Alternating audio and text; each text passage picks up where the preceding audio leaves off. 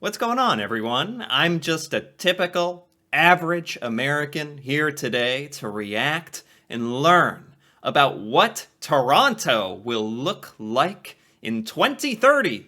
Or as this video puts it, Toronto's insane city of the future in 2030, which is also a pretty good title. It got my attention. I was able to take a look at Toronto and react to some of Toronto a while back.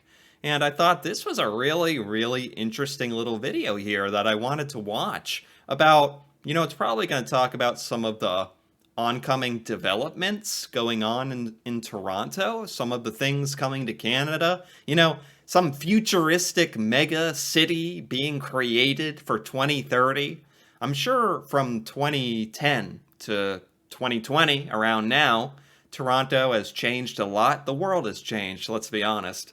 Technology leaps so far in 10 years now, faster than ever. So who knows what Toronto is going to be like in 2030, but maybe this will give us a little idea. I'm interested. As a new decade begins, the pace of change in Toronto shows no signs of slowing. Trends and plans are in motion that are set to reshape the city by the year 2030. It may feel like the Toronto skyline is getting taller and denser by the day, but by the next 10 years, it will be undisputably so. Whether Wow. you live in Toronto or plan on visiting someday soon, one thing you'll notice right away is the city's constantly evolving skyline. Hello and welcome back to our channel, Future Planet. Look into Toronto's insane city of the future in 2030. Okay. Before we continue, just take a moment to subscribe to. Let's begin. By 2030, Toronto will have a population of 8 million, on its way to 10 million by 2045. Oh, well, what's the population of Toronto right now? Toronto population. 2.9. Oh, that was 2017. Do we have... No, 2017. Anything else? People also ask. I'm people, and I'm asking.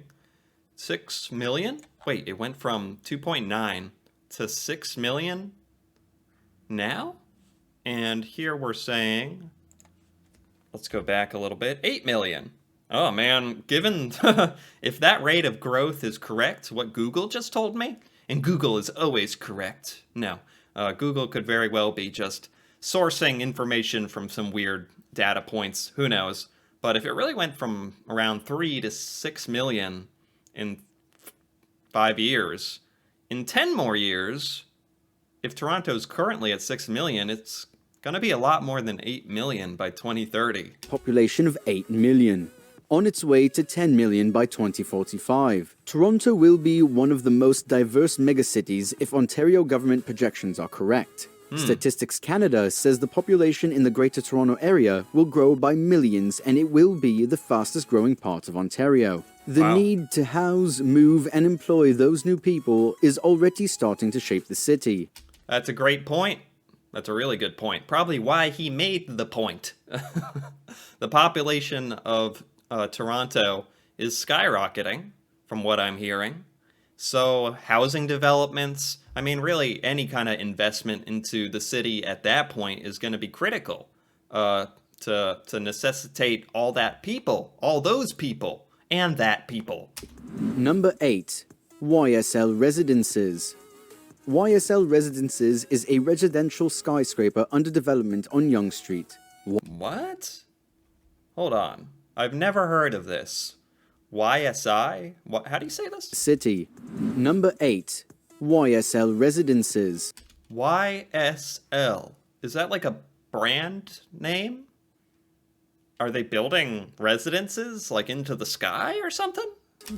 YSL Residences is a residential skyscraper under development on Yonge Street. YSL is the acronym for Yonge Street Living. The project was first proposed in 2017 with a planned height of 1,125 feet, but in 2018, the city's planning department rejected the plan. Then, the height was scaled down to 980 feet.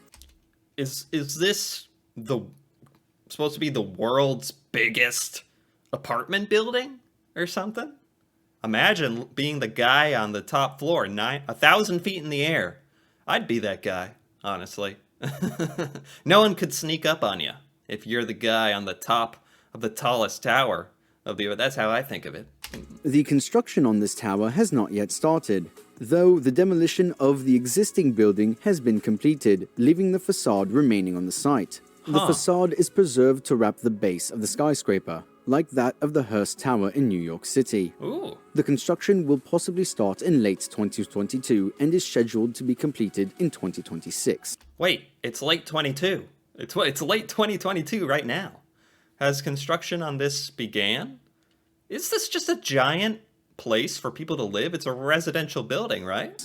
Number 7. CC3. CC3. So this is another mega building project? Cummins Court 3. In 2017, a 64-story skyscraper was proposed by the Quadrille Property Group to replace two low-rise buildings of Cummins Court. Yeah, they're so low-rise, so low. They're massive. Man, is that what the future is now? Everything just has to be taller and bigger? Is that what defines the future? Shouldn't it be that we're starting to float in midair, like the building should float in midair or something? The skyscraper will be the third high-rise building built on the Cummins Court site, after Cummins Court North built in 1931 and Cummins Court West, which was built in 1972. The original design of the skyscraper was a little similar to Ping An Finance Center in Shenzhen. Wow. But the design was revised later in March 2019, mainly on the facade pattern. The height was almost not changed, the roof height. Wow, that is a cool looking building. I mean, I assume we're talking about the one on the right. That's pretty cool, pretty modern. Will be at about 984 feet. Everything's gotta be, why can't they just make them 1,000 feet tall at that point? Now they're just trolling a little bit. Make it 1,000 feet. While the total height will be 1,148 feet, thanks to a spire mounted on the top. Oh. Okay, I mean, a spire. Like the one from in Lord of the Rings. It's like that Sauron stood on. It's like the top of a big tower that you get to stand on and look at stuff and possibly control orcs and do evil deeds, or maybe just admire Toronto. The proposal was approved in June 2019. The developers expect that the project will be topped out in 2025. I mean, these buildings aren't that far off anymore. 2026, 2025, just a few years. Number 6. Union Park 1. In 2012, Oxford Properties proposed a redevelopment of the Toronto Convention Centre and railway lands. It included a casino and several mixed-use buildings. The Convention Centre's north building would be replaced with two 1070-foot twin towers designed by Norman Foster. The proposal of the casino was rejected by the City Council, which also resulted in a cancellation of the twin towers. 7 years later, in June 2019, Oxford Properties unveiled a new plan for the redevelopment. Wow, look at this thing. It's like a futuristic metropolis. This is more what I envisioned, something like this. The proposal consists of 4 towers just north of the Rogers Centre and the CN Tower, and is at the west of the previous proposal of the Twin Towers. The tallest of these 4 towers is an office tower that will rise to 994 feet and will contain 58 stories. Cool. If approved, the construction could begin as soon as 2023. So this is more of a office building, just purely for businessmen, business stuff, if you want to call it.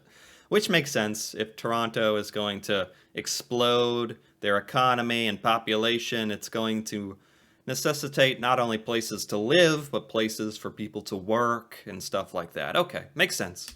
And be complete in about 5 years. Number 5. 2060 King Street West Tower. 2060 King Street West Tower, also known as Mervish Gary West Tower, is... Okay. I don't know how I feel about buildings like this. Is it designed to look like it's going to fall over, like a tower of blocks? I think it is designed to look something like that, but makes me a little nervous. It certainly is modern looking, but I can't decide if it's modern looking in a good way, a cool way. Anyway, Is a super tall tower planned to be built on King Street West as a part of the development of a two-tower residential building complex called Mirvish Guri. wow. You know what? If you, in real life, seeing it in real life, in its beauty, in mammoth scale, it would probably be pretty cool. The two towers are respectively to be built on the west and east side of Ed Mirvish Way. The east tower is Okay. shorter at 875 feet. David Mirvish first announced the project in 2012. Of course, it's being developed by an art dealer. That makes sense. This thing looks like it's trying to be a little work of art, doesn't it? The original plan included 3 towers. It was then changed to 2 towers in 2014 and was approved in 2017. However, after that, the heights of the towers have been modified several times. The latest planned height for the west Look at this photo. There's future Toronto, right there. They certainly stick out, these two buildings, don't they? Very interesting. They'd certainly be iconic looking. I'll give them that. tower is 1,010 feet. No word on when the construction will start. However, it's expected to be completed before 2030. Number right. 4. That means sometime in 2035 or something. Because this stuff never gets done on time. The One. Also known as 1 Bloor Street West, The One is a super tall tower under construction at the intersection of Bloor Street and Yonge Street. The construction of the tower began in 2017, and with current progress, it's expected to be completed in 2024. Okay. Wow, that is a lot. Oh my gosh. Imagine seeing this thing under construction for 7 years, probably longer. Goodness. Tower will stand at 1,013 feet and become the first super tall skyscraper in Canada. It will overtake the title of Canada's tallest building from First Canadian Place, which has been holding that title since 1976. Wow. I mean, with a name like The One, what did they say the purpose of this building is again, other than being gigantic? The tower will be a mixed-use building.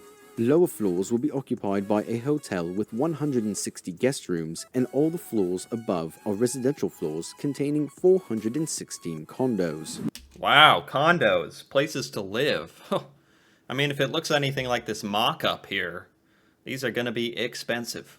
But cool nonetheless. Amazing view. Goodness gracious, imagine owning one of these condos. That's going to be insane. And a hotel for the tourism. Okay. All the floors above are residential floors containing 416 condos. Number 3. 212 King Street West.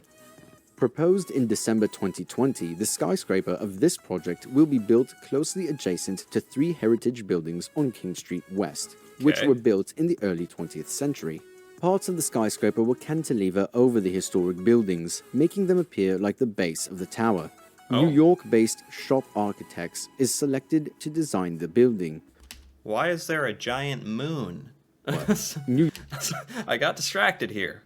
What's that giant moon doing there? Is that something to do with the future of Toronto? Maybe they've learned to harness the power of the moon. I don't know. good experience in incorporating historical landmark buildings with modern skyscrapers, like what they did with 111 West 57th Street in Manhattan, which also has a historic building at its base. The skyscraper will feature 588 rental units. Oh, okay, so it's like that. This is a good picture where it's, oh goodness, one of the designs that makes me nervous, where it's built to kind of hang over some of the older historical buildings. I mean, it's cool. It's definitely cool. 660,000 square feet of office space and over 10,000 square feet of retail space.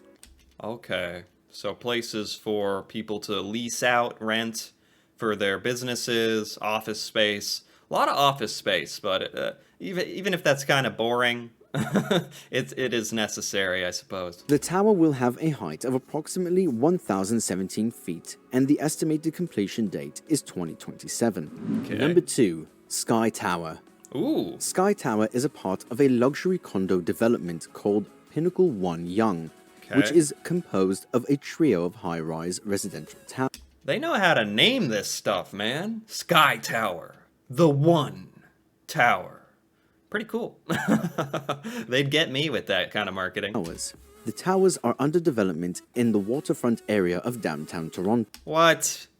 You're sitting above the clouds now? How? Okay. If you're looking to, how much does this cost? If you're looking for a high status symbol, literal symbolism of high status, being above the freaking clouds in your penthouse, above all the peasants below crawling around, this'll do it. I mean, this is a cool site. Kind of unbelievable. And just about a kilometer away from the CN Tower. The project was proposed in 2013, but the planned height of 1,025 feet was only revealed in February 2020. I mean, a lot of these buildings are going to be about 1,000 feet tall. He wasn't kidding. The skyline of Toronto is going to change a lot. It's going to be scary with all these behemoths. If all this comes to fruition, all these massive 1,000-foot buildings get built, that's going to be something. Sky Tower will have 95 stories. The first 7 floors are retail space. Right above that is a 12-story hotel, and the residential floors begin on the 13th floor, and a penthouse suite will top off the tower. Oh, the top is a penthouse. Oh my gosh. The top where you're above the clouds, raining down on everyone, is a penthouse. A lot of these buildings are office spaces, residential spaces, a hotel. That's the kind of developments that are mostly on this list, but it does make sense, I gotta admit. The body of the tower will be enclosed by a crystal-like glass silhouette with a faceted exoskeleton. What? This design will make it become one of the most distinctive skyscrapers in the skyline of Toronto. What? It's gonna have a freaking exoskeleton around it. Now we're talking. Now we're talking about 2030 Toronto, the futuristic city of the future. Okay, exoskeleton. The construction started in 2020 and is scheduled to be completed in late 2025. Okay. It will become the tallest building in the city by that time. Wow. Number 1. 1200 Bay Street. 1200 Bay Street is a 87-story mixed-use skyscraper proposed to be built in the city's Yorkville area. It will replace a 16-story building built in the 1960s. The tower will have a height of 1,063 feet and will have a skinny form, kind of like 111 West 57th Street in New York City. Okay. The building is designed by Swiss architectural firm Herzog and de Meuron. They have designed... Yeah, I mean, with these mega super future buildings, they can just let these architecture firms go to town just to design the most outrageous futuristic looking buildings you've ever seen. Many interesting buildings around the world, one of which is 56 Leonard Street in New York City. The first 16 floors of the tower will be retail space and offices. The remaining floors above that are mostly for residential use, including 322 condominium units. The top 3 floors will have a restaurant and a sky lounge. Oh my gosh. These really are built for some expensive folk to live in. They have like penthouses at the tops of all of these. But I have no doubt they will have no trouble selling it out. No words on construction and when the tower will be topped out. So with that, our video has come to an end here. Let us know your thoughts in the comments below. Okay. Interesting. This was by The Future Planet. I gotta give that a like. Are there any comments on this? I moved to Toronto, and it's been mesmerizing watching the city get reimagined, rebuilt block by block. Yeah, I mean, at the same time, you don't want to like destroy the history of Toronto, but then again, you get all these incredible new developments all the time, so it's a give and take. I have lived in Toronto back in the late 80s. I can't believe the incredible transformation that has occurred since then. Yes, and it's still happening, apparently. If this is any indication. Oh, you have to make a minimum of 100K a year to live here. Exactly, that was what I was kind of getting at. It's getting really crowded and competitive already. Yeah, that's what it seems like. These are some expensive looking buildings. If you want to live in these residences, I mean, living in any major city is very expensive. It's not like I'm picking on Toronto in particular. But these new buildings are kind of begging for it. They are massive, and they are fancy, and they are modern, and that is very, very cool. But probably costs a lot to get your business in there or use the office and other stuff like that. Okay, okay. Interesting. This was for so Toronto's insane city of the future, 2030, has a lot of really fantastic, crazy, gigantic buildings coming, and the population is going to continue to grow. So they're mostly focusing on making more office space, making more living spaces, which makes a lot of sense. And I'd be interested to see how Toronto continues to develop in the future, in the next few years, how much of these come to fruition, and how much the city does grow. And I imagine the economy will grow there.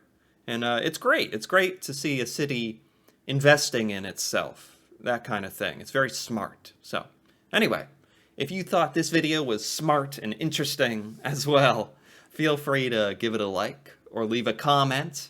And if you're interested in more videos like this, me reacting to Canada, Canadian culture, things going on in Canada that I've never learned about before, feel free to subscribe for more.